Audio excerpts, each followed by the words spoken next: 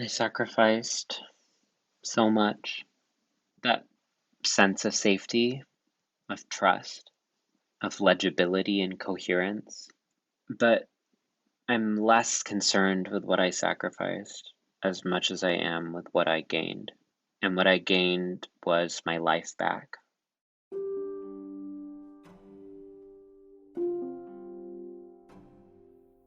Welcome to Awaken, a podcast presented by the Rubin Museum of Art in New York City. That was the voice of Alok Vaid-Menon, and I am your host, Laurie Anderson. In this 10-part series, we explore the dynamic path to enlightenment and what it means to wake up. We'll hear from authors, artists, wisdom bearers, and Buddhist teachers, people who have experienced a shift in their perspectives on life throughout their personal journey. This podcast is inspired by the exhibition Awaken, a Tibetan Buddhist journey toward enlightenment, which illustrates the stages of enlightenment through paintings, sculptures, and other objects. We use these artworks as a jumping-off point to better understand the paths our guests have been on and where they are going. Buddha taught that suffering is part of the human experience, but he also taught that there's a way out. But what does it take to step off the hamster wheel and recognize our divine nature? If you could exist without self-doubt or shame, who would you be? For many, the path to enlightenment begins by acknowledging suffering, but not letting it define who we are. In this episode, we examine our divine nature and consider who we truly can be in the absence of judgment. We speak with internationally acclaimed gender non-conforming writer, performer, and public speaker, Alok Vaid-Menon, whose work speaks to themes of trauma, belonging, and the human condition. They share with us their spirituality, poetry, and what it means to live beyond the gender binary. But before we begin, Alok first shares their thoughts of a sculpture titled The Buddha Triumphing Over Mara. In this sculpture, the Buddha's right hand is depicted touching the ground as he calls the earth to witness his triumph over the demon Mara. Mara is often described as representing the inner forces of illusion and ignorance.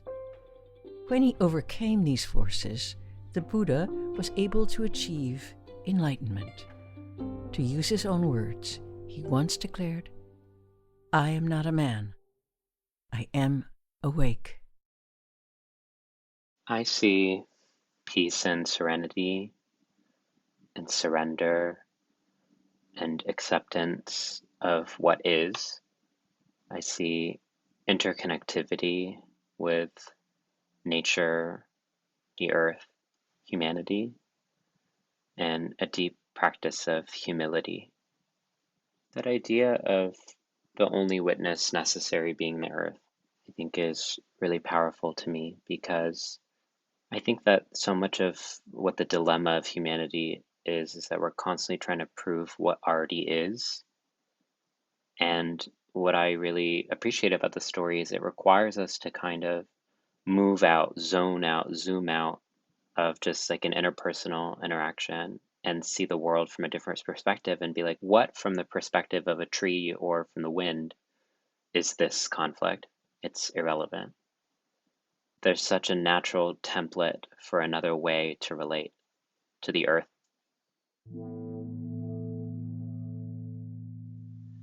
I really believe in the divinity of all of us, that we are souls first, bodies second. I was raised Hindu, and I associated religion with organized religion, with a set of parameters and protocols and scriptures that had to be followed explicitly. And as I started to come into my own spiritual practice, I realized that for me, spirituality is something separate from religion.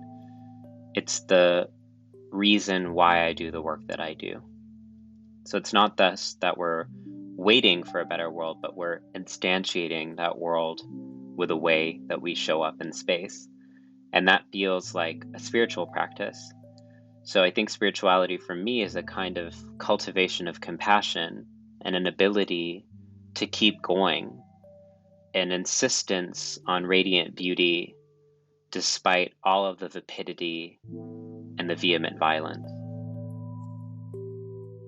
The work of soul searching came to me through being an artist. I feel like every day is an artistic and spiritual endeavor to be what is. What am I feeling in this moment? How do I express it? The poem is no longer just a thing that I'm writing, but actually the way that I'm living. How I walk down the street, what I see, what I notice, how I speak to other people, how I treat and think of other people, how I engage with one another. That is the poetic work. I think for me, it also takes the form of style. I describe putting together an outfit as making an altar on my body. And I think the reason spirituality is important is because I would argue that there's a difference between the mechanical function of a heart beating and the poetic praxis of a heart loving. And that dissonance, I think, is the crisis of our times. That while we might mechanically be alive, while we might be speaking, we never really do the due diligence to ask, are these the words of my own that I'm speaking? Are these my own feet? Are these my own hands? Is this my own gender? Is this my own life? Is this my own beauty?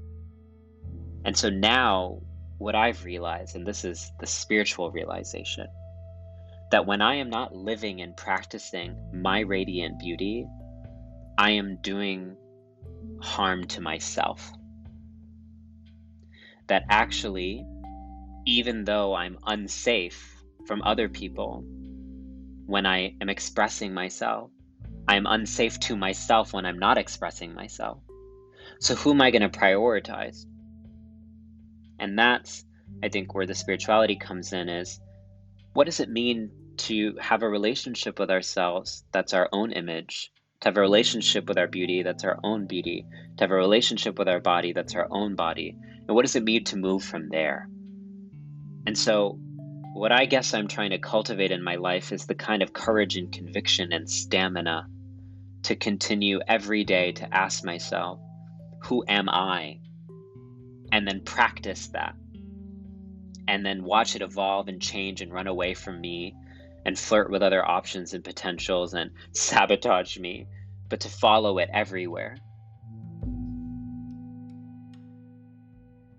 I think that I always want to remember and teach the world that I was born with a heart, 2 lungs, 2 eyes, no shame. I didn't have shame. So my organic predisposition was actually one of radical self-acceptance. No need to encapsulate my universes into frameworks of gender. I just was.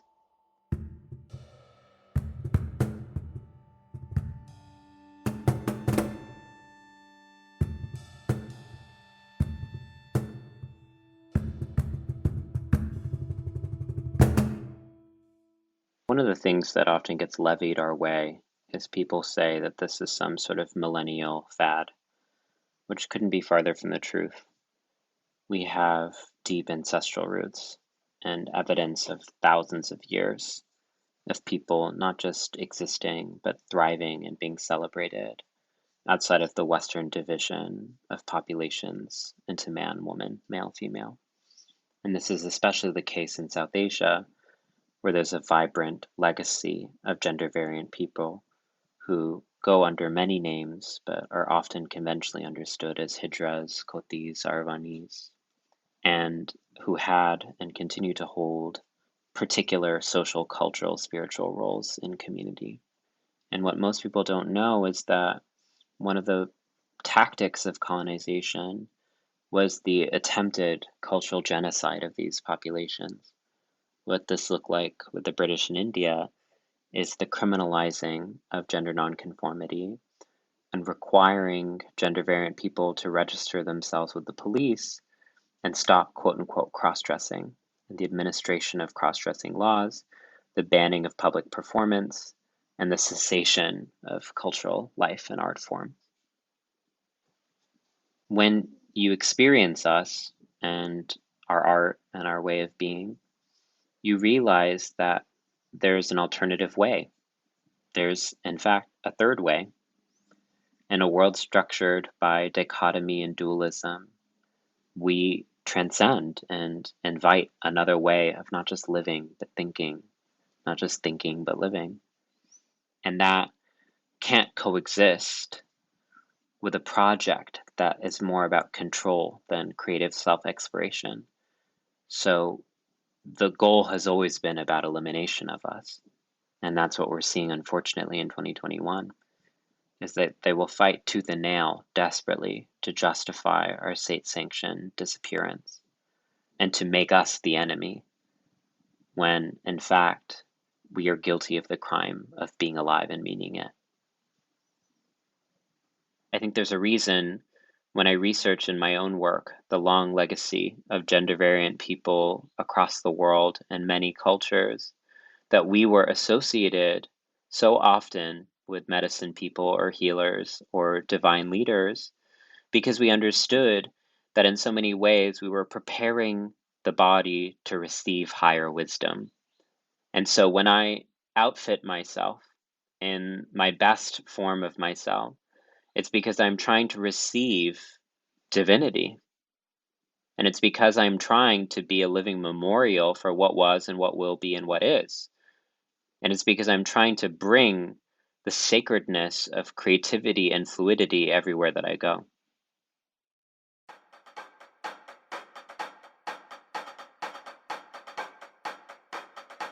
I used to love dancing.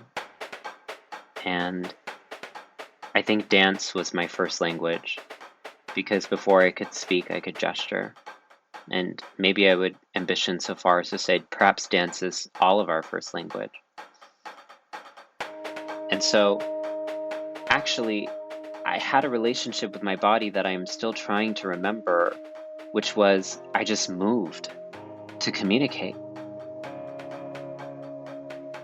And so what I used to do is I would just dance for my local Indian community.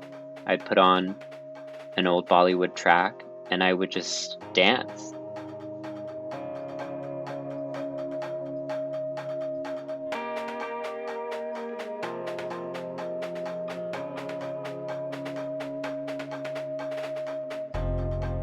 It felt like I didn't have a body anymore. It felt like the body was a mere suggestion, like I was interconnected with everything, the air, the people around me, the music. It was one and the same.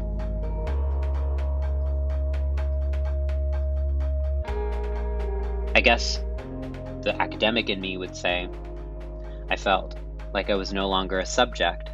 I was no longer an individual. I was feeling and being. I was dematerialized and less concerned with form than I was with flow.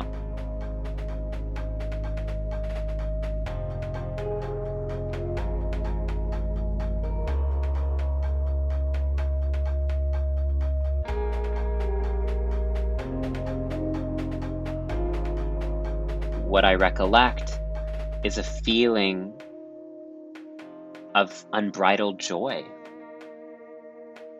a feeling of wonder, of the enormity and potentiality of my body in this universe and art.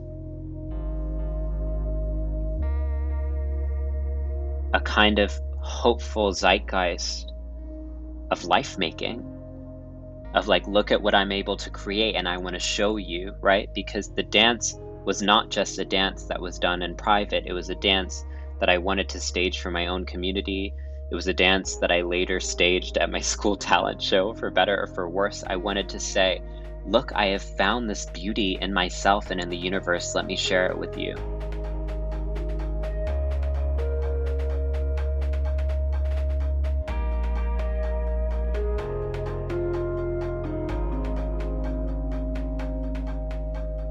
And I wanted so badly back then to be a dancer. I would tell everyone, I'm going to grow up and I'm going to be a dancer. And then people began to tell me that the way that I moved my body was wrong because it was feminine. And because I was a quote unquote boy, I was not supposed to be that feminine. And so I think I lost that fluidity. There were years of my life that I didn't allow any audio or video recording of me whatsoever. I participated in a really stringent straitjacket of choreography, deepening my voice, restricting my gesture, straightening out my wrists. I don't know if I'll ever be able to account for the grief of it, but I think that what I can do and what I hope to do is to believe that healing is possible. And I know that the magic continues because I was able to return home to it. And I can feel it there in my voice, and I can feel it there in the way that I move. And that kind of sense of recognition and that sense of self-acceptance and that sense of surrender to the kind of quiet pulse of the earth having a heartbeat is what I would describe why we do this thing. I think that there's a lot of misapprehension, miscomprehension about people like me. Why would you do this if it exposed you to more harm and scrutiny? Why would you do this if you lost access to power, legitimacy, intelligibility? To which I would ask, why wouldn't you do this? Why wouldn't you live in the pulse of the universe? Why wouldn't you accept your own vibrancy and fluidity? Because that's the substance of life itself.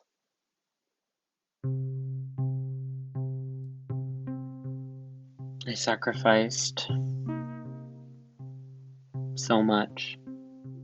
That sense of safety, of trust, of legibility and coherence. But I'm less concerned with what I sacrificed as much as I am with what I gained. And what I gained was my life back, was not just self-actualization, but a self. And in so many ways, the enduring forms of harassment that I experience are the universe asking me this question over and over again. Are you willing to go back? Are you willing to go back to living someone else's lie? And at least for now, I say no, because there are things more important to me than that. And I'd rather spend my life and my career speaking about those important things. I think that when it comes to trans people, the narrative right now is so obsessed with us and the collateral damage of existing and navigating the world as a trans person. Like, woe are them. But I think what I really want to say is, why do we endure such sophisticated and pronounced forms of existential and physical terror? Could it be that we actually are practicing something that's so important and organic and necessary that it's more important than that?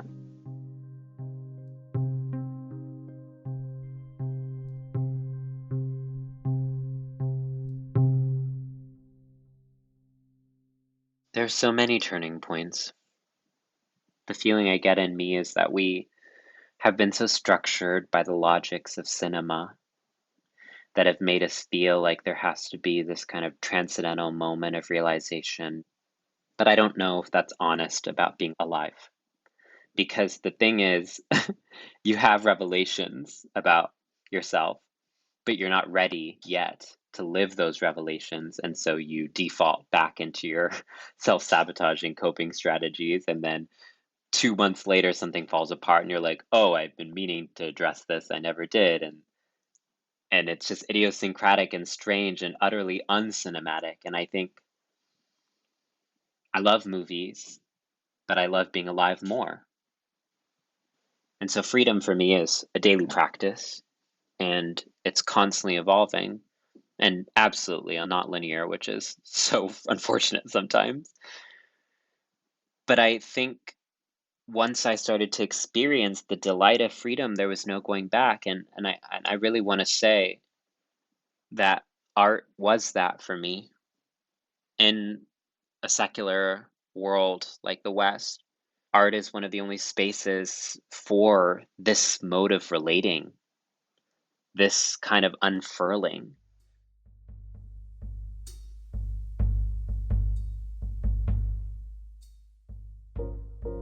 So it was summer 2012 in Cape Town, South Africa. I was working with a powerful transgender advocacy group there called Gender Dynamics, and I caught fire, which is intense. Basically, there's a space heater that I didn't turn off that my mattress got embroiled with, and I woke up in flames. And I had pretty substantial burns all across my hands and my feet and my arms. And I had to basically stay at home, and I started to really write. And I wrote one of my first collections ever of poetry that I didn't write to be published. Then I convened a group of us at the end of that summer, and I recited it to them. And I remember speaking it and being like, whoa, this is what not just what I want to do for the rest of my life, but this is what I am. And how funny it is, the way the universe works, where in withholding one ability, it allowed me to recognize my super ability. So because I couldn't go out and dance, because I couldn't go distract myself, because I was in pain, I had to sit with the pain, and I had to make something out of it, and I had to alchemize it and hack at it. And I realized that pain can't be eternal because I can still make beauty from it. That's not to say that it's not still painful and awful and bad, and it's not to romanticize, but it is to say that nothing is fixed. And the alchemic work of rematerializing what was into what could be is the work of being alive, I think.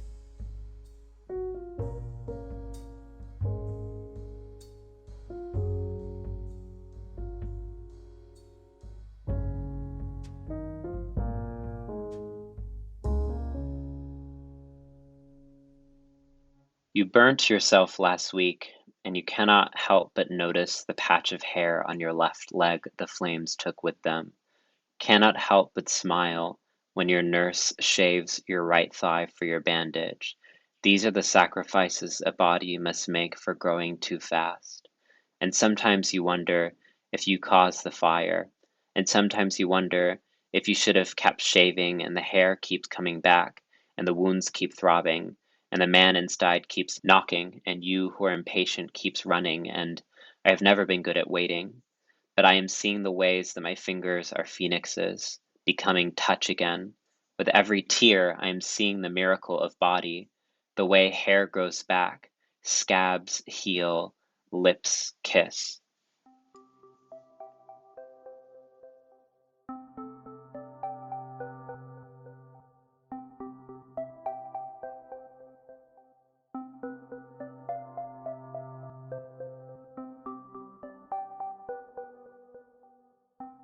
There's this term that's circulating called chromophobia, fear of color.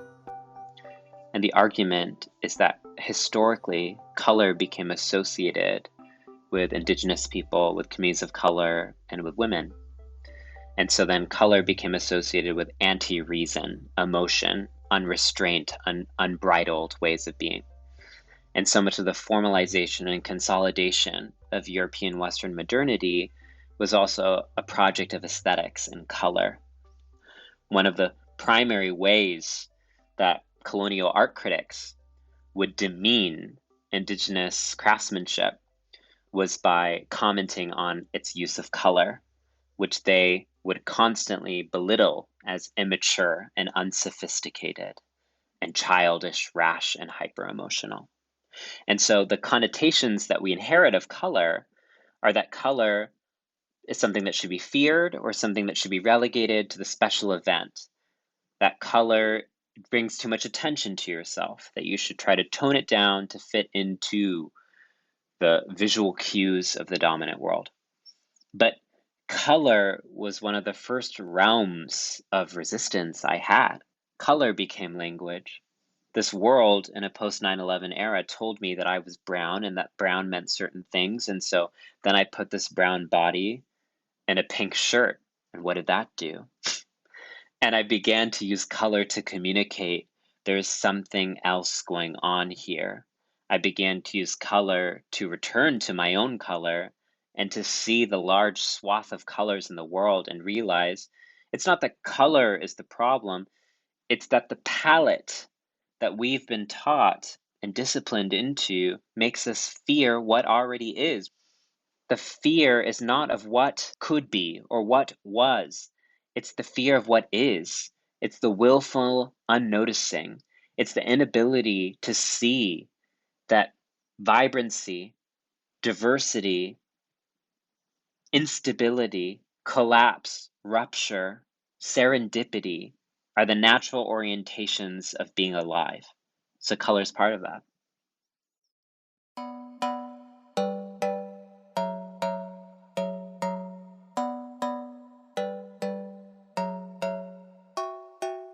One of my favorite things was going to weddings and seeing intergenerational dancing. Like that feels like the real treat of the wedding. Like I'm gonna let the couple finish, but it's the after party for me. Because as a young person navigating a city like New York, dancing became about going out, it became about being seen in a different way. But what I like about a wedding dance party is everyone is just being gnarly and foolish and playful. And you see someone who you never thought could dance, an 85-year-old, just with this kind of unbridled sense of possibility in every step and gesture. And then everyone loves it and they're clapping. And it's just a model for me of what I want the world to be. That.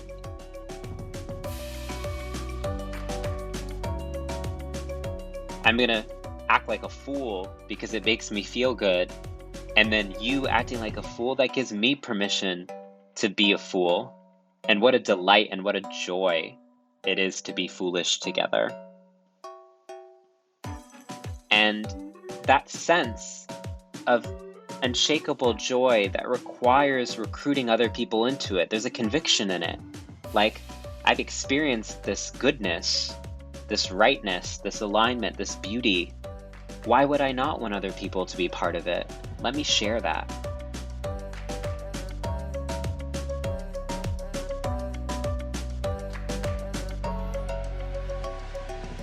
And I think that I still practice that commitment, for better or for worse, when I see things that I love, when I learn new things, when I read new books, when I encounter new ideas. I want to share it with everyone in the world.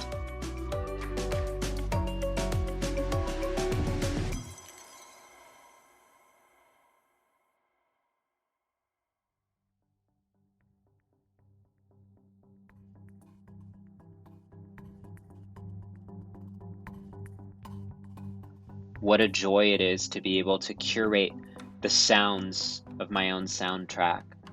When I play music, it's not just that I'm playing music, it's that I'm setting the scene to be alive.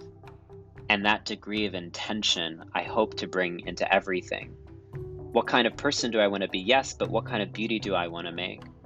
What kind of joy do I want to cultivate? What kind of energy do I want to be a part of?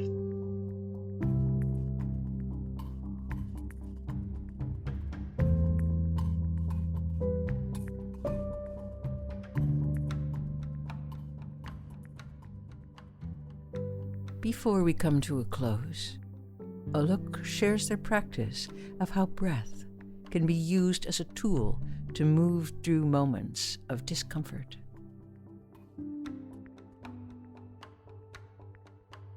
I think that so often people's imagination of what beauty is what we look like. But for me, beauty is what we feel like.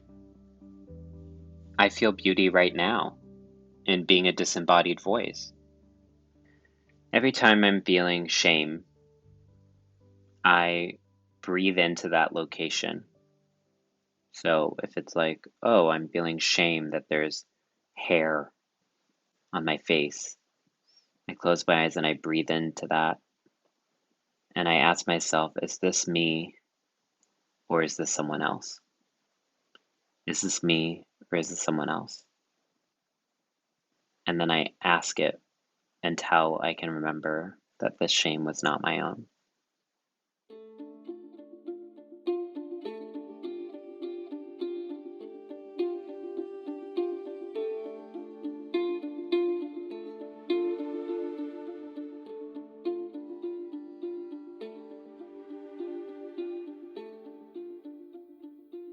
Special thanks to Alok Vaid-Menon for sharing their experience with us. We hope you enjoyed it. For more information about our guest and to see images of the artwork in this episode, visit rubenmuseum.org Awaken Pod. If you're hungry to continue the conversation, join us on Instagram at Ruben Museum. And if you're enjoying this podcast, leave us a review wherever you listen to podcasts. Leaving us a review is one of the best ways to help this podcast reach more listeners like you.